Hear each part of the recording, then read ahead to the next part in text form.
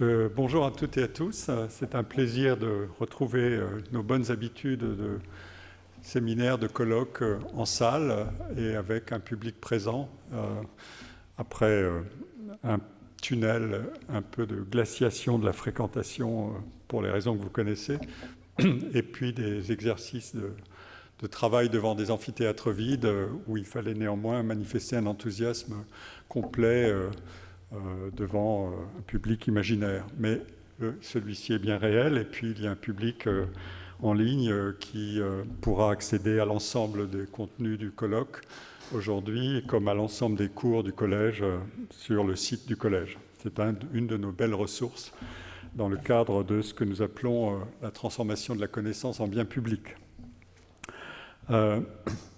Comme chaque année, l'enseignement au Collège de France offre à celui ou à celle qui fait cours la possibilité de prolonger ce cours par un ensemble de séminaires ou par un colloque. La solution du colloque, c'est celle qui a ma préférence, parce qu'elle a une unité de temps, de lieu et d'action pour accueillir pendant une journée des collègues dont le travail aborde des questions centrales du cours avec une précision et une science qui permet de multiplier les perspectives sur les problèmes auxquels le public du cours a pu commencer à se familiariser pendant ce cours.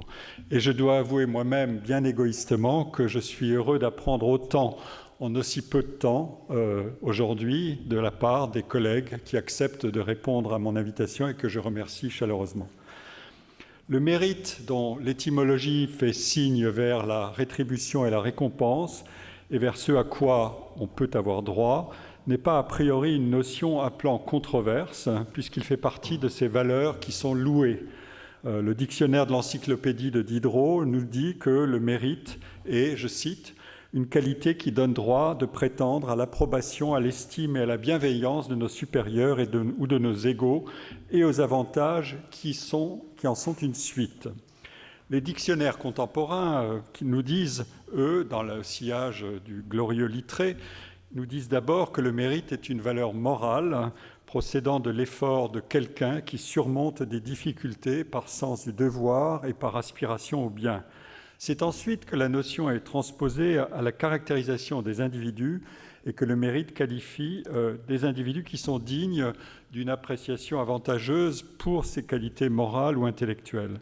Il y a bien ici l'idée d'une différence dans la valeur individuelle, mais selon l'héritage de la philosophie des Lumières, pour être pleinement méritée, cette différence ne doit rien devoir aux origines de l'individu, qui ne dépendent pas de lui, mais cette différence doit être attribuée uniquement à ce qui dépend de l'individu, de son comportement, de ses actions, de ses compétences.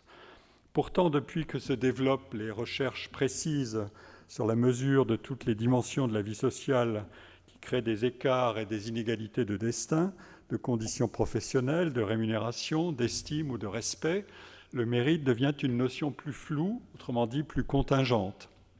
Comme l'écrivent des psychologues dans un ouvrage intitulé « Juger le mérite », Dawes, Thorngate et Foddy, je cite, « Les gens sont souvent d'accord sur les critères de mérite, tout comme ils sont d'accord sur le sens des mots et le sens de la rotation des aiguilles d'une horloge.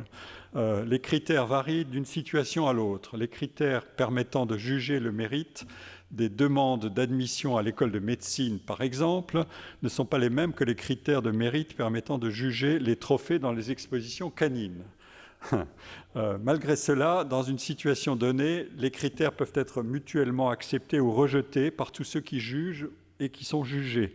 Les écarts par rapport au jugement produits par l'utilisation correcte de ces critères peuvent alors, en principe, être mesurés, discutés et rectifiés. S'accorder par l'opération du sens commun sur ce que veut dire une notion comme le mérite, c'est aussi, implicitement ou non, s'accorder sur un principe de justice dans un ordre social donné qui a ses racines, notamment dans la théorie aristotélicienne de la justice distributive, dont vous savez qu'il existe deux spécifications, l'une proportionnelle et l'autre égalitaire, l'argument du mérite allant plutôt du côté de la proportionnalité. Mais la notion de mérite a été bousculée par son absorption dans celle de méritocratie. La construction même de cette notion suggère qu'il y a là un pouvoir qui mérite d'être interrogé, discuté, soumis à l'examen critique pour déterminer si le genre de puissance sociale, plutôt que morale, que détient une valeur devenue institution ou norme, est un pouvoir légitime, sous quelles conditions, à quel prix, et si, comme il en va de tout pouvoir, cette norme peut être régulatrice ou opprimante. La notion même de méritocratie a été forgée pour que cette qualification du pouvoir du mérite soit retournée contre le mérite lui-même. L'origine de cette notion est un tout petit peu moins simple que, je l'ai dit dans mon cours, que son identification au livre pionnier de fait de Michael Young, paru en 1958 et intitulé The Rise of Meritocracy, 1870-2033, un essai on education and equality. Ce livre, en fait, a marqué l'adoption du terme de méritocratie, mais Hannah Arendt, la grande philosophe, avait employé le terme en 1954 dans une conférence, elle aussi consacrée à la crise de l'éducation en Angleterre. Mais c'est le livre de Michael Young qui est en fait une fiction satirique ou une dystopie. Vous savez que le livre est conçu comme un récit depuis l'année 2033. Donc c'est une sorte de vision rétrospective d'une société qui court au chaos et à la révolution parce que les élites formées dans des systèmes éducatifs extrêmement discriminants et sélectifs sont renversées par ceux qui se révoltent. Ce livre est la source principale du succès du terme et aussi de sa charge critique. La notion de méritocratie ne s'est diffusée que très progressivement après son invention à la fin des années 50. J'ai montré dans un de mes cours qu'un premier palier de croissance de l'utilisation de la notion intervient au début des années 70, mais que la notion se diffuse ensuite beaucoup plus vite à partir du milieu des années 90. L'ancrage de la notion dans la question de l'éducation est fondateur. C'est le thème du livre de Michael Young. Et l'éducation demeure aujourd'hui encore le foyer de son utilisation positive ou critique. Et il n'y a qu'à penser à l'actualité la plus récente pour entendre sonner le mot de méritocratie, y compris dans la bouche du ministre de l'Éducation. Pour forger la notion de méritocratie, Michael Young avait aussi proposé sa propre définition du mérite. Le mérite, selon lui, c'est talent plus effort ou aptitude plus effort.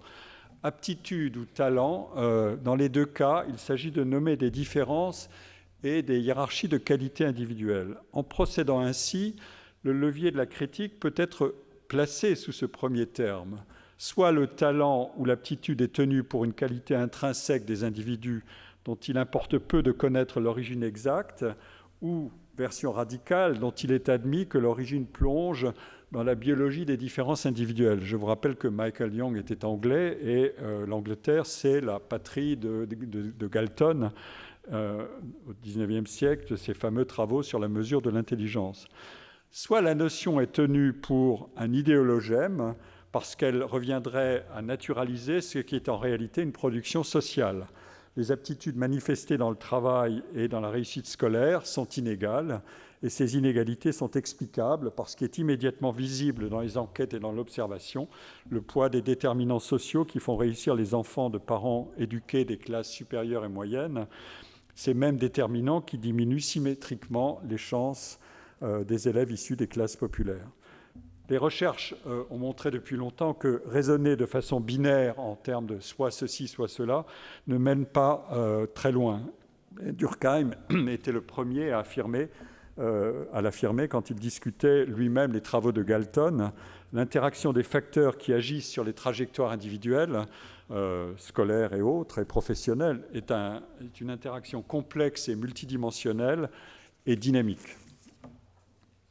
En tout cas, la sémantique de la méritocratie a pour propriété de transformer toute observation d'une performance ou toute valorisation d'une réalisation individuelle qui peut donner lieu à un crédit de mérite individuel en un questionnement sur les conditions de sa production, la production de la performance ou de la valeur individuelle.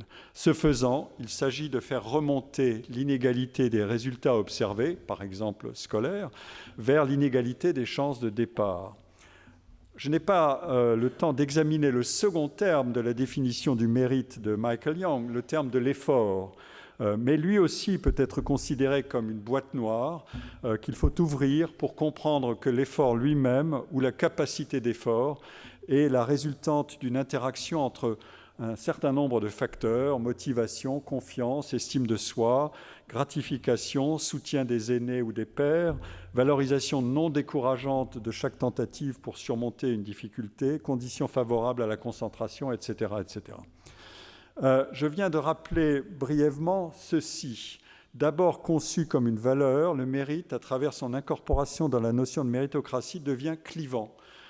Idéologie pour les uns, socle d'une adhésion à des principes de justice qui valent dans beaucoup de situations très différentes et dont il est impossible de se débarrasser selon les autres. On comprend alors que certains des mécanismes les plus essentiels de l'organisation de nos sociétés entrent en résonance avec ce couple de notions qui nous occupe: mobilité, architecture des systèmes scolaires, qui doivent être à la fois justes et efficaces, confiance dans l'organisation sociale et politique qui règle ou manque de bien régler les multiples rouages de l'allocation des chances scolaires, des positions professionnelles, des interactions respectueuses. Sur toutes ces questions, il nous faut des données, des enquêtes, des faits. L'analyse statistique des destins individuels et des générations est un des grands domaines de la science sociale. Je commente ici rapidement le programme qui va être déroulé devant vous. Il n'y a pas d'adhésion au principe méritocratique à l'échelle d'une société si la mobilité sociale est faible ou stagnante, autrement dit si le risque est élevé d'être assigné à une place par son origine. Si la mobilité sociale ne peut pas être nulle, elle peut en revanche fluctuer significativement en amplitude et se comporter bien différemment dans des pays qui pourtant connaissent des niveaux de développement économique comparables. L'honneur de la recherche sur cette matière complexe, c'est d'écarter toute forme de réduction a priori du questionnement à des alternatives simplistes. Je l'ai dit, l'éducation est au cœur de toute la matière des choix de politique publique et des stratégies familiales quand il s'agit de produire les chances de réussite de chaque nouvelle génération. L'éducation est un système de masse et aussi un système d'extrême sophistication des rouages de propulsion et de sélection des élèves. C'est aussi le système le plus tendu entre la production d'un socle commun de connaissances assuré à tous et la production des élites scolaires. L'analyse, en fait, se révèle fractale. Plus on s'approche du détail des rouages, plus on les voit proliférer sans qu'ils perdent en puissance, au contraire, et nous le verrons. La méritocratie, c'est une affaire politique. La science politique peut aider à traiter un flux ininterrompu de questionnements essentiels indexés sur l'actualité omniprésente, mais aussi labile, de la méritocratie, puisque celle-ci revient sans arrêt dans le débat public. Les individus perçoivent et jugent souvent leur propre situation autrement qu'ils ne jugent ce qui est désirable pour tous, mais il existe une intersection, celle de l'anticipation confiante ou défiante de l'avenir, le sien et celui de ses enfants. Les sociétés ont inventé dans l'histoire et dans l'espace, notamment non européens, des architectures de l'organisation sociale, de la transmission générationnelle et de la redistribution des chances dont l'étude peut nous apprendre beaucoup, surtout maintenant que ces sociétés, beaucoup plus développées économiquement qu'elles ne le furent autrefois, rivalisent avec les nôtres. L'histoire permet de déployer un raisonnement expérimental à travers la comparaison. Comment peut-on faire autrement, c'est-à-dire comment a-t-on fait autrement ? La méritocratie a en fait de nombreux visages. Nous aurons aussi l'occasion de braquer le projecteur sur deux mondes particuliers. Le premier est celui du sport, et cet après-midi, il sera question du plus populaire d'entre eux, le football, qui fait scintiller deux attracteurs. Il est souvent présenté comme le parangon de la réussite par le mérite, puisqu'il s'agit, dans les sports les plus populaires, de sélectionner parmi des candidats en très grand nombre une infime minorité de professionnels dont les origines sociales et géographiques sont beaucoup plus diverses que dans les activités professionnelles qui promettent des revenus et ou de l'admiration en quantité aussi élevée.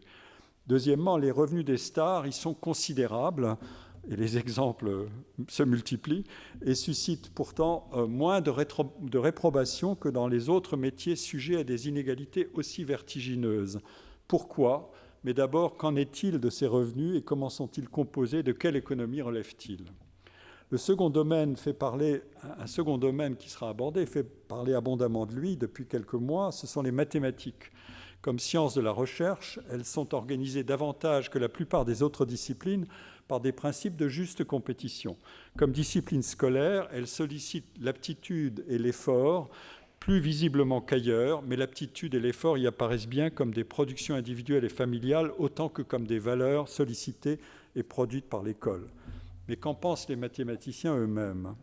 Enfin, il convient de réinsérer la méritocratie dans le cadre général des théories et des modèles de justice sociale. Invariablement, lorsque la critique de la méritocratie se déploie comme elle le fait depuis au moins une décennie, notamment pour dénoncer l'inégalité des chances scolaires, la question se pose du degré de radicalité des changements souhaitables. Faut-il corriger pièce par pièce la machinerie de la production scolaire pour atteindre plus d'égalité des chances, ou faut-il avouer que c'est peine perdue et que dès qu'un rouage est modifié, des stratégies se mettent en place qui annulent la portée égalisatrice de la réforme ou qui affectent l'efficacité du système scolaire tout entier ? Et si tel est le cas, est-ce alors une autre égalité, autrement plus radicale, celle qui comprime la hiérarchie des statuts sociaux et des revenus et qui réduirait ipso facto la valeur de l'investissement scolaire des individus et de leurs familles qui doit être recherchée. Au bout du compte, c'est la notion même de hiérarchie qui finit par être la cible générale de la critique la plus radicale.